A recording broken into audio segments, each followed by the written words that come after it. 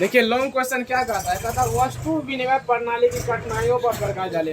वस्तु विनिमय में क्या क्या कठिनाई होता था वो देख लीजिए पहले, है ना। क्या क्या कठिनाई होती थी पहले ये सोचिए।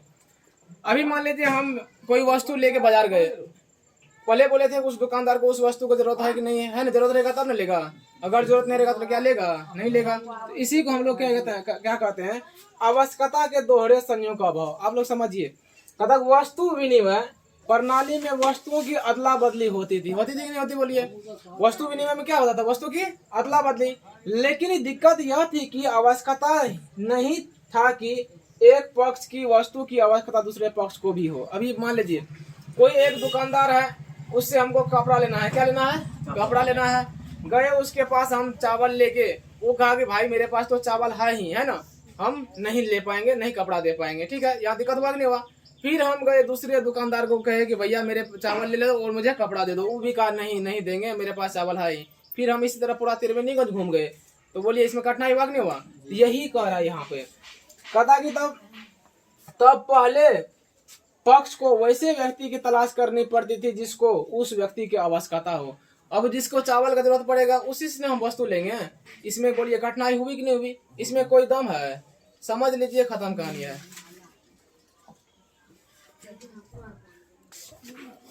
दूसरा पॉइंट क्या है, बोलिए, मूल्य के समान मापक का अभाव। मूल्य के समान मापक का अभाव मतलब होता है, अभी यहाँ ध्यान दीजिए बोर्ड पे, मूल्य के समान मापक का अभाव मतलब होता है कि अगर मान लीजिए हमको 1 किलो गेहूं है, हमको चावल चाहिए, वो पता नहीं कितना किलो चावल देगा, है ना, ये तो गारंटी नहीं है। अगर कहेगा कि नहीं चावल का बहुत अभी महंगा है, तो मान लीजिए हमें उसको 1 किलो गेहूं दिए तो हमको 1 पोआ चावल देगा, क्या मन पसाबंद होगा, नहीं होगा, पॉसिबल नहीं है। इसमें क्या होता था, काफी कठिनाई होता अदला बदली में। वस्तु विनिमय प्रणाली की दूसरी कठिनाई यह थी कि मूल्य का कोई माप निश्चित नहीं था, है ना। उस समय में ये नहीं था कि 5 पसेरी गेहूं के बदले कितना पसेरी चावल दिया जाए या लिया जाए, एक भैंस के बदले कितना गाय लिया जाए या दिया जाए, ये निश्चित नहीं था। कहता था कि एक गाय के बदले कितना बकरी लिया जाए या दिया जाए, ये निश्चित नहीं था, है ना। तो ये बोलिए क्या हुआ, मूल्य के समान मापक का हुआ, यानी मूल्य जो है समान नहीं था कि 1 किलो चावल का मूल्य 10 रुपया है तो गेहूं का भी 10 रुपया होगा, है ना, ये निश्चित नहीं था। तो इसी में कठिनाई होता था। दूसरा में मूल्य संचय का अभाव।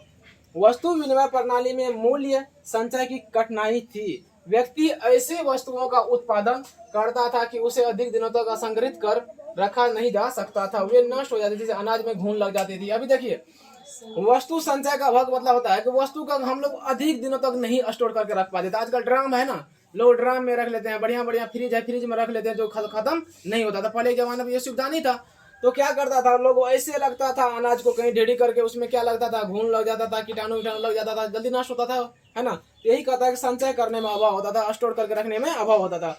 जैसे मान लीजिए अभी दूध है, हमारे यहाँ 10 गो भैंस है, हम भेड़ कहाँ कहाँ जाएंगे, यहाँ वहाँ किसको कहेंगे कि हमारे यहाँ दूध ज्यादा है, ले लीजिए, किसको कहेंगे।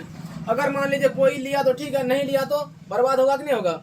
अगर मान लीजिए कोई अंडा है वो कोई नहीं लिया, उसके बदले कोई सामान नहीं दिया, खराब होगा कि नहीं होगा। यही उसको रखने में कठिनाई होता था, उसको स्टोर करके हम लोग नहीं रख पाते ज्यादा दिन के लिए, वो नष्ट हो जाता था। तो वही है मूल्य संचय का वो, है ना, समझे। मूल्य संचय का वो में वस्तु को हम लोग स्टोर करके नहीं रख पाते थे, कितना दिनों तक, बोलिए, काफी अधिक दिनों तक। तो वही इसमें है। इसमें लेकिन यह था कि कितना गेहूं देंगे, कितना हमको चावल देगा, अदला बदली करने में कठिनाई होता था, है ना। यही है इसका 2 पॉइंट है, ये तीसरा पॉइंट ऐसा है। देखिए चौथा पॉइंट क्या है, कहता है कि सविभाजन का अभाव। सविभाजन का मतलब क्या, हम अभी मान लीजिए गाय या भैंस को हम बांट तो नहीं सकते हैं, काट काट के नहीं बांट सकते हैं। तो वही उदाहरण यहाँ लेके हम समझेंगे। कहेंगे इसमें कह रहा है कुछ वस्तुएं ऐसी होती है जो मूल्यवान होती है और उनका विभाजन नहीं हो सकता। सही बात है।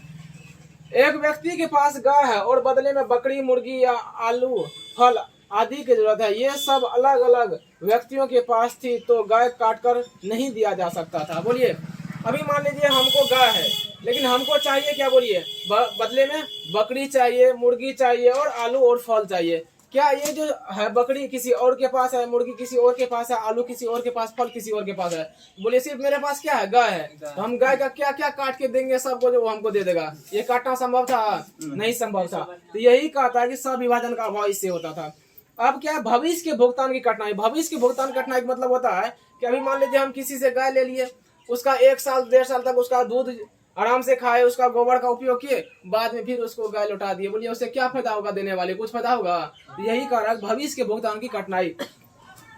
वस्तु विनिमय प्रणाली में उधार देने में कठिनाई थी, है ना। वो नहीं उधार लेते थे, नहीं उधार देने में देते थे उधार। जैसे कि एक व्यक्ति दूसरे व्यक्ति से कुछ दिनों के लिए एक गाय उधार लेते हैं, बोलिए क्या लेते हैं, कुछ दिनों के लिए गाय लेते हैं। यहाँ उधार लेने वाला गाय का दूध और गोबर का उपयोग किया, इसमें उधार देने वाले को क्या था, बोलिए घाटा था कि नहीं घाटा था? बाद में जो उसको सिर्फ गाय लौटाएंगे तो उससे क्या होगा, कुछ प्रॉफिट होगा उसको, कुछ प्रॉफिट नहीं होगा। तो इससे कारण भविष्य के भुगतान की कठिनाई होती थी। 5 पॉइंट है, 5 नंबर क्वेश्चन है, आराम से समझिएगा।